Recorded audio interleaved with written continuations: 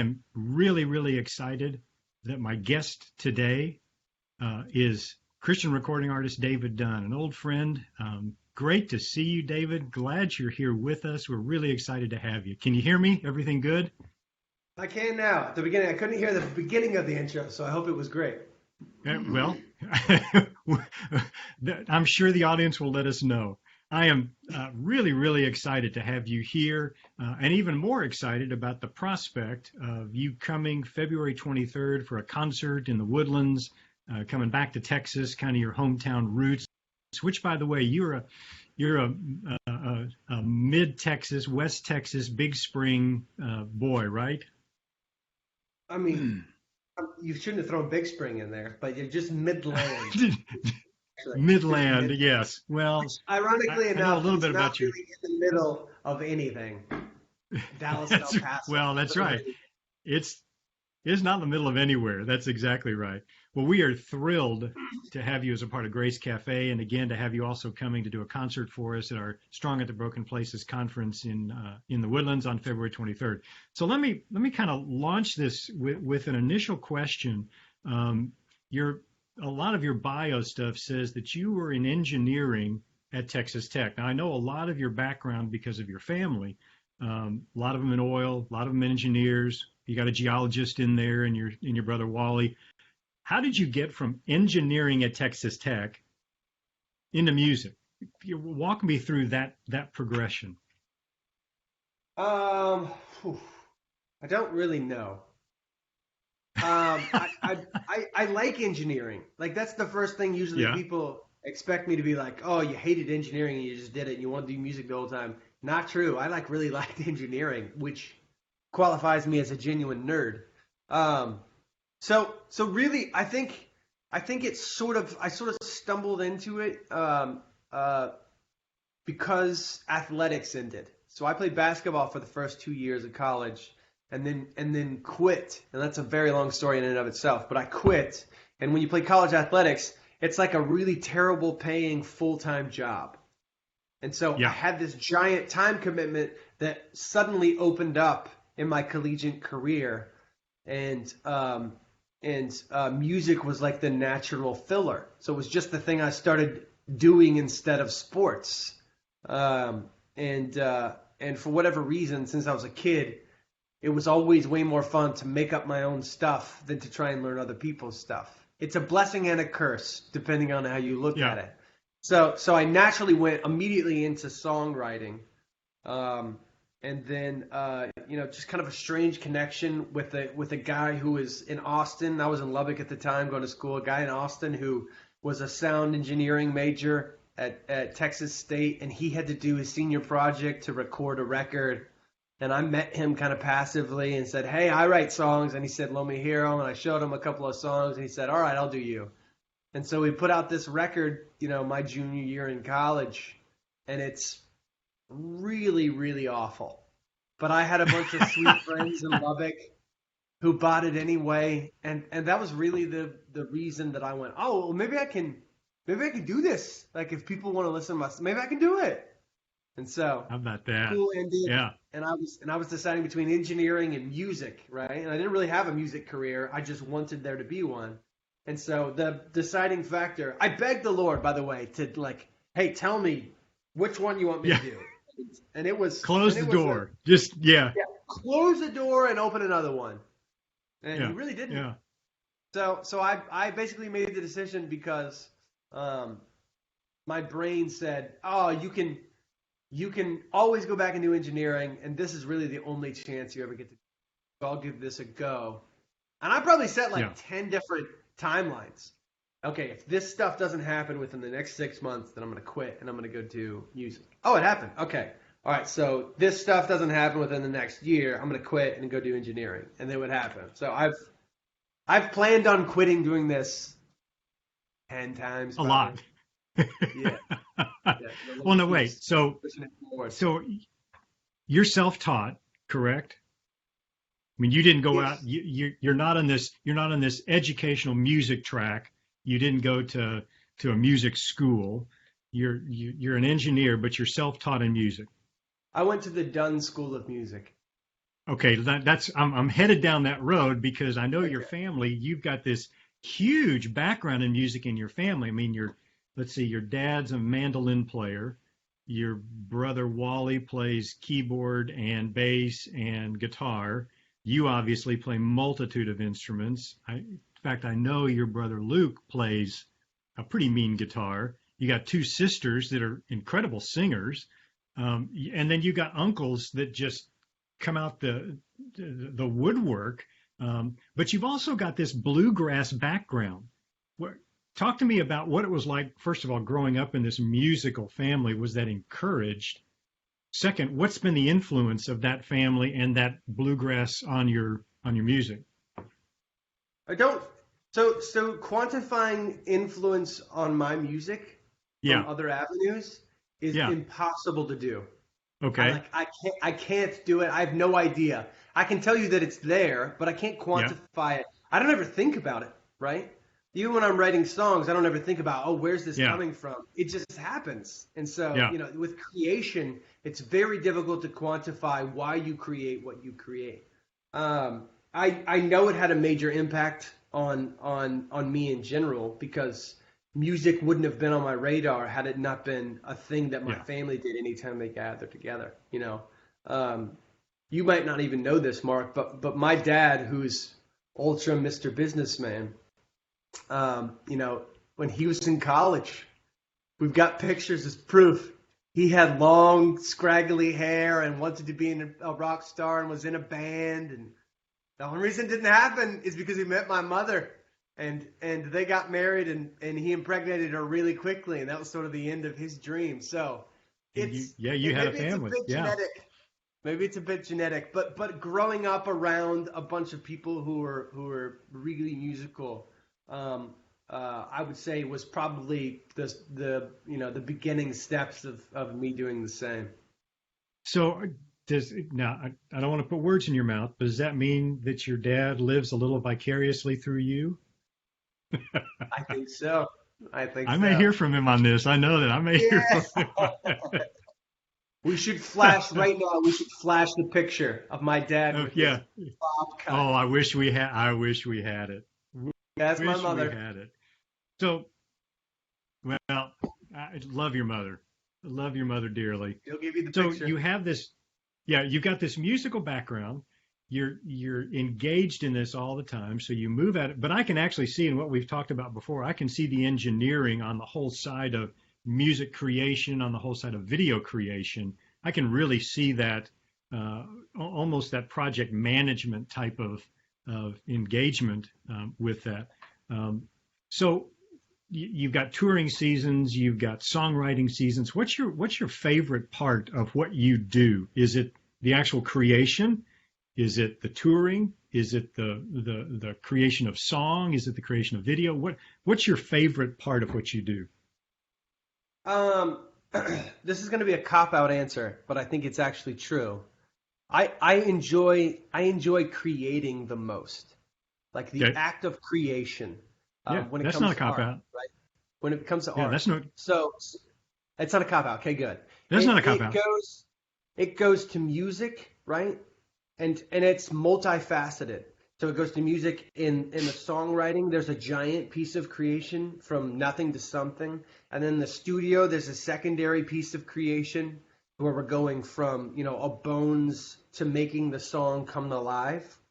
Yeah, That's so difficult. You'd think it'd be really easy, but it's almost as difficult as the songwriting process, and it's easy yeah, to wreck a song in this stage of creation. And yeah, then when it comes to live shows, there's still a wild, huge piece of creation. People don't think about this that often, and I didn't really either until the last 5 years or so. When it comes to live shows, you basically are having to build this thing and make it a new pod um, of rubber band balls of your songs all weave together yeah, and make yeah, it a thing. So there's a giant piece of creation that goes into that. And with music videos, that's all it really is you're creating a giant piece of film and you're trying to make it cohesive and make sense with the lyrics and every facet of my job is has to do with creating in some form of facet, and that's my favorite part of what I do. And I Well, think and engineering is if you look at it that way, it still is yeah, creation, not yeah. necessarily an art form that you're creating, but you're still creating all of these things with like a mathematical base, which music is, right? You're still creating all of these things. It just looks different. Your Well, spreadsheet looks different than my song. not to mention, there is an incredible technical quality to everything you do. You've got to technically be proficient in the music. You've got to technically be proficient in the recording. You've got to technically be proficient in the video. And once you get to the stage, all that's got to come together in a live performance. And by the way, every single time you perform live, you're performing in front of a different environment, a different audience. So you've got to be adaptive to every single one of those. I can see your creativity just exploding in every one of those venues. That's cool. That's really cool. Thank you. I Appreciate you saying hadn't, that. hadn't thought about it. So let me turn you a little bit to Yellow Balloons. Um, the song in specific, and I shared with you a little bit before we got on the air that every time I hear the song, it brings me to tears because of the event that took place surrounding that. Can you share just a little bit? I know you're going to share more when we get to the concert and the Strong at the Broken Places conference, but share just a little bit of the background of the song itself. Yeah. So I don't know if you knew this, Mark, but I actually wrote that song with my sister, Mary Catherine, I didn't know who's a that. kid.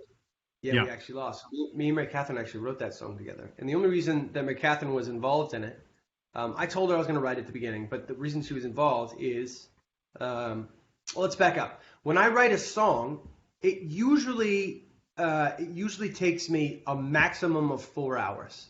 If a song is not done in 4 hours, I usually assume it's not any good and I'm out for the Wow. most part. Quick start. I'm a quick Yeah. starter, right? Yeah. Okay. So that's Uh-huh. almost always how I do songs, with a few exceptions. For the most part, it's 4 hours or I'm out.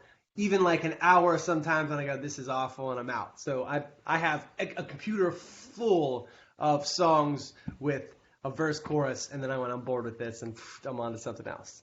And so when it came to writing Yellow Balloons, it's the only song on the record, Yellow Balloons. The title track is the only song that I specifically wanted to write about the story of when we lost our niece, right? Kind of without Yeah. any explanation or insight at all into what was going on. Completely healthy. She just was there one day and then you know then she was gone the next. Yes. Um, and so I wanted to write one song that was specific to her, and it took me 8 months to write that song because I had no idea how to end it. That was the Hmm. sticking point for me. Is I Yeah. go, here's the story, and everything inside of me wanted to go. Everything inside of my storytelling me wanted to go. Here's all the crap that happened, but here's why it's okay. And that just wasn't true. Yeah. It just wasn't true. There was no explanation for why it was okay. It wasn't okay. And it really took me calling Mary Catherine and going, "Hey, I don't know how to end this song. What do I do?" And her going, "Well, there isn't an ending. Like, there isn't one. Like, it Yeah. sucks and we're hurting." And that's about it, right? That's about it. We know Yeah. that we can't get through all of this mess if God's not standing there with us. And we have no explanation for why it's the case. And we can say things like, "Oh, we trust that God knows best and that he's working all things for good." But it definitely doesn't feel like it when a 2-year-old dies for no reason. Nothing Yeah. about that feels good. Nothing about that feels like the Lord is working all things together for the good of those who love him. It doesn't feel good at all. There's no even explanations. When somebody that's 80 dies, easy. It Yeah. hurts. Ah, this is the worst. Here's the explanation. That 80 years of life to live, that they made impact on this world. Here are all the things that they did. We'll celebrate that. 60, same way. All the way down to 20, even 15. When a 2-year-old dies, you've got like a year of cognizance. They barely Yep. even know they exist yet. How could you Yep. take somebody that's 2 years old away? There is no human explanation for why it was okay for the Lord to let Mariah to die. So, Yellow Balloons landed there, right? It was this hurts, God, Yep. and it makes no sense. The only thing we know in this scenario is with our heads, we know that you loved Mariah. So let our hearts believe it, because those two things don't connect right now. Yep. And we're never going to get through this unless you walk next to us. Yeah. It's an incredibly difficult place to be, especially when God asks you to be there for a long period of time. Because that kind of grief, it's with you for a long time. In fact, most people will tell you that grief never leaves. But there are other things that begin to replace. There are other things that begin to crowd into that time. And watching, just from an outside observer, watching your family at all different phases, at all different ways, grieve through that process was a beautiful thing to see, because it was God's. You saw God at work differently in every single person that it touched. Yours was the creativity of coming out with this song, and I will tell you one of the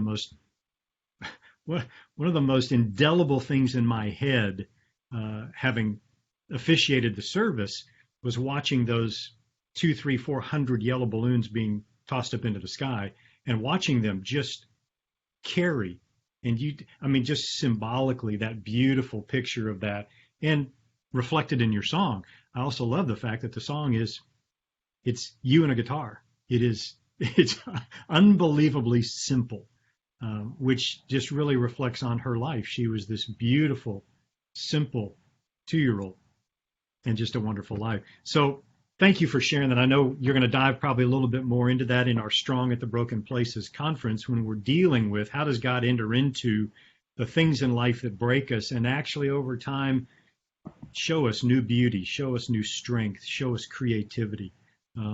And it's a message that a tremendous number of people need, because life breaks every one of us in some way, shape, or form. So walk me through another song, your newest one, Want to Go Back. I'm Which fascinated. is an old song, actually, Mark. Okay. Is it? Did you write it a long time ago? Well, no, we released it almost 3 years ago now. Actually, Really? it has been 3 years, yeah.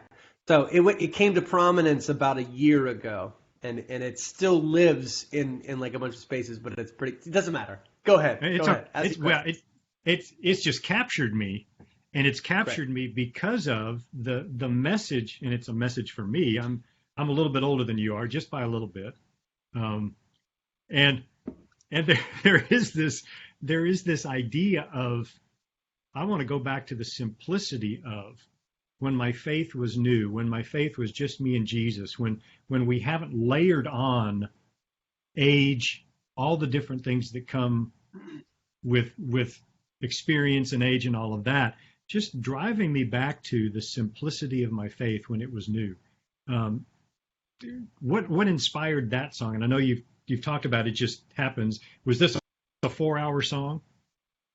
And was it a 4-hour song that had inspiration? It was a 4-hour song that was strung out over 2 different 4-hour periods, is what I would say. Okay. So 2 hours here, and then Tinkle, and then a month later I came back to it because it needed to be finished. So it was a 2 and 2 is what I'd say. So still 4 hours. So here's the thing is, actually, Yellow Balloons, the reason that record is called Yellow Balloons is not just because of that one song. It's because the entirety of that record is about Mariah. Every song on there. Every song. Every single one of them. Because, and I didn't do this on purpose, but I write about me. Every record you listen to is like you getting a snapshot into my existence for some period of time. So you listen to a project of mine, and you're getting a glimpse into my life for whatever years that I was in there writing songs for it. So Yellow Balloons, every song on the record is about one of 2 things. It's either about little kids or heaven. Those are the 2 topics on that record. And in some form or fashion, every Cool. song is about one of those two things. So "Want to Go Back" is me being inspired by thinking about kids, right? Because Mariah was a 2-year-old, and so Yeah. where that song came from after the initial inspiration was me thinking about really myself. When I was a kid, what's the difference between me, the kid me, and me, the adult me, when it comes to faith, right? Because a pretty common theme in the New Testament, and mostly, actually, it's not that common in the New Testament, but a theme in the New Testament, and then a common one that us humans discuss is childlike faith, right? And Jesus Yep. mentions it relatively often when he's talking about kids, is unless you have faith like a child, fill in the blank, right? There's a whole bunch of verses Yeah. in that same vein. And so I'm looking at myself and going, what's the difference between me, the kid me, who prayed to receive Jesus when I was 8 years old because my dad told me a place called hell exists? What's the difference between that 8-year-old me and me, the 34-year-old, 33-year-old, 34? Getting too old to remember my age. What's Yeah. the difference? What's the difference when it comes to Jesus in me? Yeah. And here's what I think I determined. And this is good for Grace School of Theology. This is in the same ballpark. Is the older me tends to measure my faith, right? Quantify my faith in how much information I have been able to stuff into my head.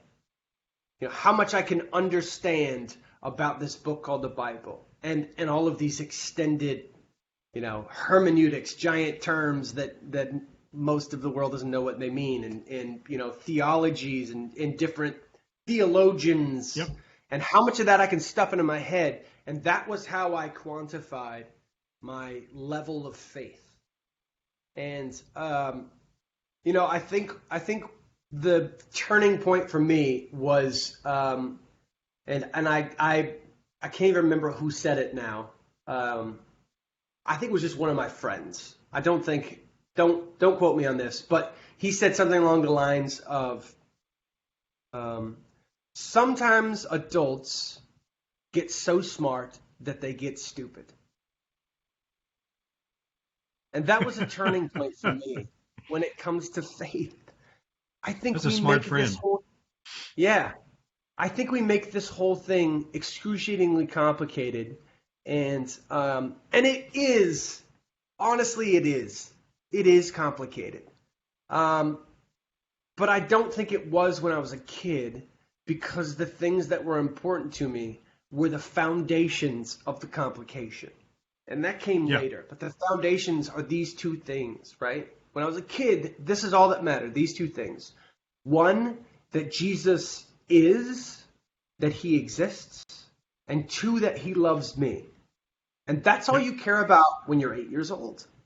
That's it. Well, and at 8 years That's all old, that may be all you can comprehend at 8 years old too. Probably all you can comprehend at 8-year-old. But the thing is that's what's really important. All the rest of the stuff is icing on the cake. And me, the adult me, tends to think about that as being a slice of carrot cake next to the cake.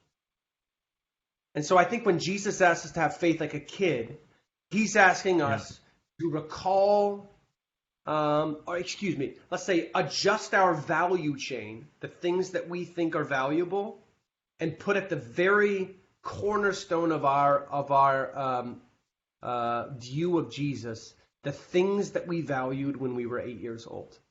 Start on that, and then you build on top of it. So that's what "Want to Go Back" is.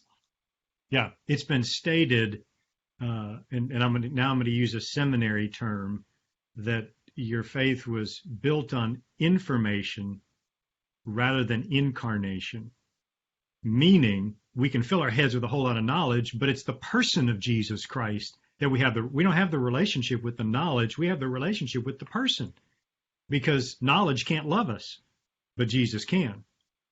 That's a really significant statement, and I love that. So, Anyway, yeah, we can get so much knowledge that we can actually be stupid. I may hold on to that one for a while. Now you ought to. It's That's a not good one. mine. So, I'm pretty sure it's a friend okay, of mine, but you can okay, just tell him that it was me. I said it yeah, secondarily. okay. You can And quote me quoting another person. David quoted a friend when he said, yeah. Yeah. So let me kind of begin to wrap this up a little bit because I want to ask you one other question. I want to go back to the service for Mariah. You led some worship, and one of the things that you led was you helped us enter into a place where you sang "Good Good Father," and led us in that song. First, how you did that in the midst of that emotional time, I'm not sure how you held it together. But second, was that chosen specifically? Did Mary Catherine choose that? Did you choose that?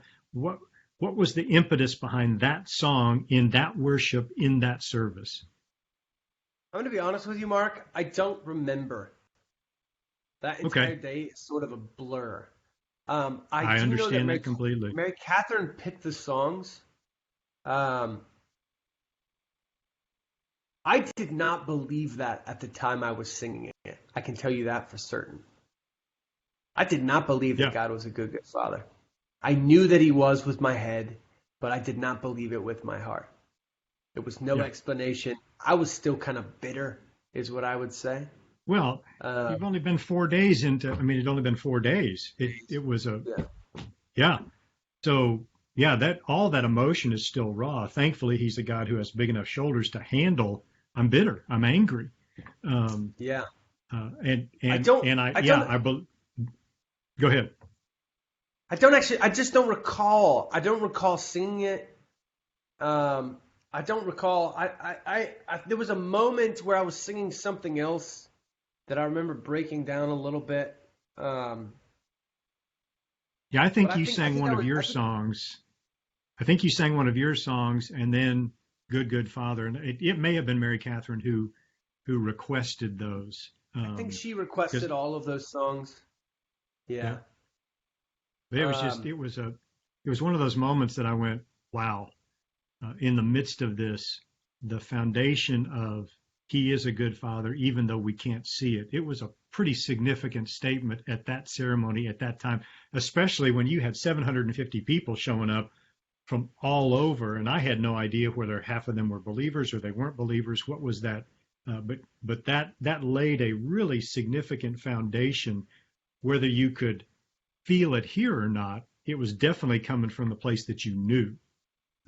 yeah. Whether you, And that's what I would say is yeah, I don't recall any of that, honestly. I don't have a ton of answers for you. I know that I didn't think it was true, and then I knew it was true. That's what I would say.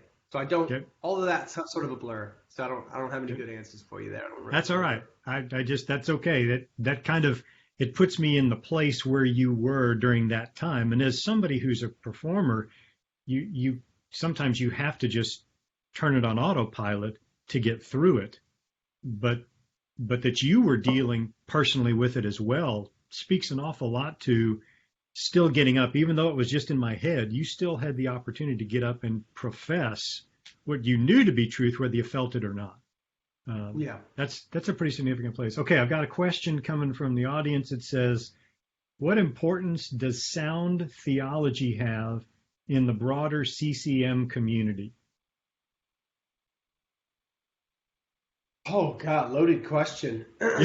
um, Here's what I will say is I've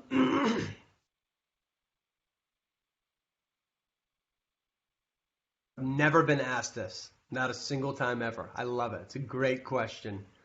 Um, I can't address the broader CCM industry because I think I would be making generalizations that may or may not be true. How about I'll just talk about it from my perspective. That's good. Um, I think less about theology, especially in the last 2 years. Beginning of my career, I thought about it regularly. I think less about theology now, and I think more about the human condition. And I know that they're related.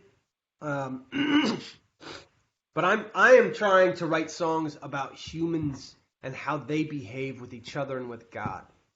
And theology is more like and it's a macro perspective of what's happening on a micro level.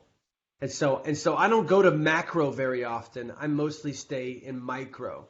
And I don't tend to think about theology really hardly ever. Short of something that I think to be straight up blasphemous that I accidentally wrote. I guess that happens occasionally. In the wider CCM community, if I was going to wager a guess, I would say that's probably the last thing I said, where you're making sure you're not going to do something that's blasphemous. That's probably the majority of the extent of sound theology. And in the world we live in, I live in Nashville, Tennessee. The world we live in, what is sound theology is hotly contested amongst believers, right? What is sound theology to Rob Bell is completely different from what is sound theology to John Piper. And that's sort of the. But I will say one thing about you, though you may not think about theology, there is still a theological foundation to what you believe that plays a role in your songs. No question about it. So not that you're intentionally placing theology into your songs, but there is a foundation of theology. God loves you. You've been graced.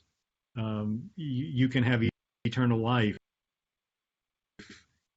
Sound theology that is the underpinning of what you write and how you write and where you write from. Now, whether that's more like. Sorry, go ahead, Mark. What? No, I was just going to say whether that's indicative of the rest of the community or not. It's certainly indicative of you. Yes, and I would more, and this might just be semantics. I would more call that worldview. My worldview, which is dictated by theology, my worldview and anybody's worldview is the place that you always start with your creative process. Whether you're in the Christian music industry or any other industry, you always start with your worldview because you're about to write about something. And the something, even if it's a story, the story that's going to come out always starts on your worldview, whatever your platform is that you're standing on to begin with. Everything has to grow from that platform. So my worldview is excruciatingly important for when it comes to writing songs. And I would say, but let me say one other thing about that, because I know you, at least to some extent, your worldview also says that the gift that you have to write songs, to sing songs, to craft songs, that's a gift that comes from God. And there's a whole lot in the music community that don't believe just that simple foundational piece, that this is a gift, and it's a gift that you're stewarding, and stewarding well, by the way. That's a huge foundational piece for you, and you write from that gift. You give credence and you give credit to the God of the universe who has granted you that gift. That could be a different place to begin to write from than, say, the rest of the community, and not just the Christian community, Christian music community, but the music community at large. Right. So there, yeah. I haven't thought about that enough to comment, but yeah, I think that's probably correct. Okay. Anything else? Anything you want to get? We're going to wrap this thing up here in just a minute. It's been an absolute joy to have you on board and to see you again, and can't wait for February 23rd. And by the way, if you haven't yet registered for the conference, February 23rd, Strong at the Broken Places conference and the concert following, you can go to gsot.edu/center. You can register there. You can also go to daviddunnmusic.com and find a whole lot of great stuff that David has put out there. Anything else? Anything on your mind? Anything you want to unload on? I think we did quite a bit of unloading. We did. We carried a lot to this time.